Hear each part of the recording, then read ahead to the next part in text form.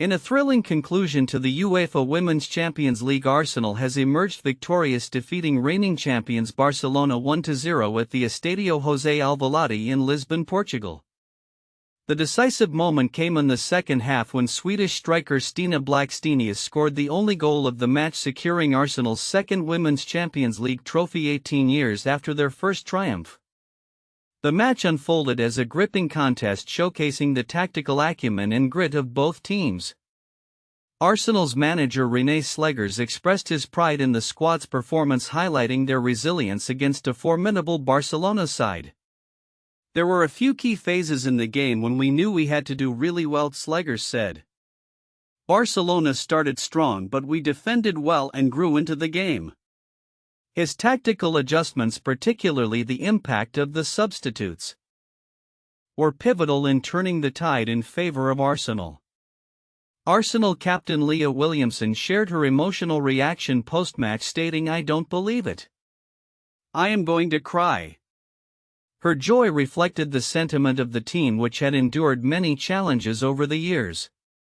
Williamson added that they had prepared, thoroughly aware they would need to capitalize on any chances that came their way, which they did with Blackstenius's clinical finish.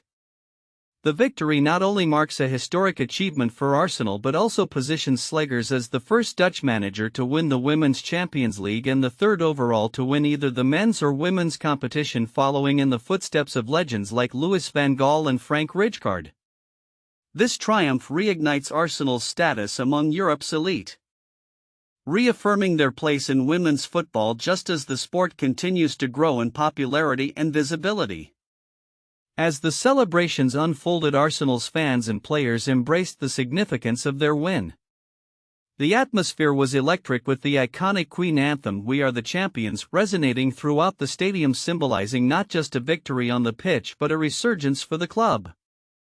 Looking ahead, Arsenal will aim to build on this momentum as they gear up for the next season, with aspirations of further success both domestically and in Europe. The victory has undoubtedly set a high benchmark for their rivals and has added another layer of excitement to the ongoing developments in women's football. As the dust settles on this remarkable tournament, all eyes will now turn to the men's UEFA Champions League final, where Paris Saint-Germain will face Inter Milan, promising yet another spectacle of elite football. The growing narratives in both women's and men's arenas continue to intertwine, highlighting the dynamic evolution of the sport on a global stage. In a weekend filled with high-stakes drama, Sunderland has secured its return to the Premier League after a thrilling 2-1 victory over Sheffield United in the Championship playoff final. This match, dubbed one of the most valuable in soccer, saw Sunderland end an 8-year absence from England's top flight, a comeback that has ignited celebrations among its passionate fan base. The match unfolded dramatically, with Sunderland initially under pressure from Sheffield United. Early on, goalkeeper Anthony Patterson showcased his skills, making a stunning save to deny a powerful header from Kiefer Moore. However, the tide quickly turned against the Black Cats when defender Luke Onion was forced off due to injury just 9 minutes into the game. The setback proved costly as Sheffield United's Tyrese Campbell capitalized on a counterattack to score the opening goal in the 25th minute, putting Sunderland on the back foot. Despite being on the receiving end of Sheffield United's early dominance, Sunderland managed to regroup and mount a spirited fightback in the second half. Their first shot on target came only in first-half stoppage time, highlighting the uphill battle they faced. Nevertheless, Sunderland's resilience paid off when Eliezer Mayenda fired in an impressive strike with just 14 minutes to go, setting the stage for a nail-biting finish.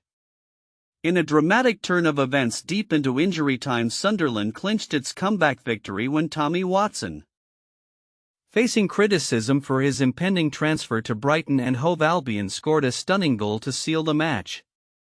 This last-minute triumph not only secured promotion but also reaffirmed Sunderland's fighting spirit, earning respect across the football community. The implications of Sunderland's promotion are significant. The financial rewards associated with Premier League status are substantial, with clubs gaining access to lucrative broadcasting deals and sponsorship opportunities. The mere act of participating in the Champions League can bring in around $21 million, a figure that can increase dramatically depending on a club's performance in the tournament.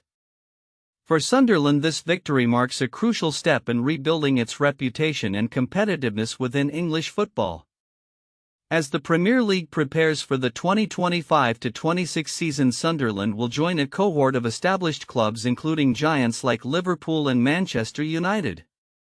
The inclusion of Sunderland adds an exciting narrative to the upcoming season, especially as the league anticipates fierce competition for Champions League qualification, with several teams vying for the remaining spots. Looking ahead, the excitement surrounding Sunderland's return to the Premier League will be palpable not just among its supporters but also within the broader footballing landscape. The upcoming season promises to be filled with drama and unpredictability, with clubs like Nottingham Forest and Aston Villa also aiming to make their mark. As the football world gears up for another enthralling year, Sunderland's resurgence serves as a poignant reminder of the highs and lows inherent in the sport, setting the stage for a thrilling narrative in the Premier League. In a thrilling culmination to the Serie A season, Napoli secured its fourth league title in a dramatic clash against Cagliari, marking a significant moment for the club and its supporters. The team, led by head coach Antonio Conte, entered the match with the pressure of a narrow 1-point lead over defending champions Inter Milan. With a win essential to clinch the Scudetto, the stakes were high at the Diego Armando Maradona Stadium in Naples, where fans filled the stands with hopes and dreams hanging in the balance. The match kicked off on May 23, 2025 at 8:45 p.m. Central European Summer Time, and the excitement was palpable. Napoli had recently struggled to a goalless draw against relegation-threatened Parma, raising concerns about their ability to perform under pressure.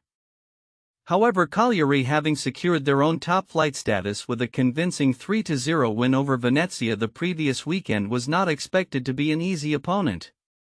Romelu Lukaku, Napoli's star striker, entered the match as the league's top scorer with 13 goals.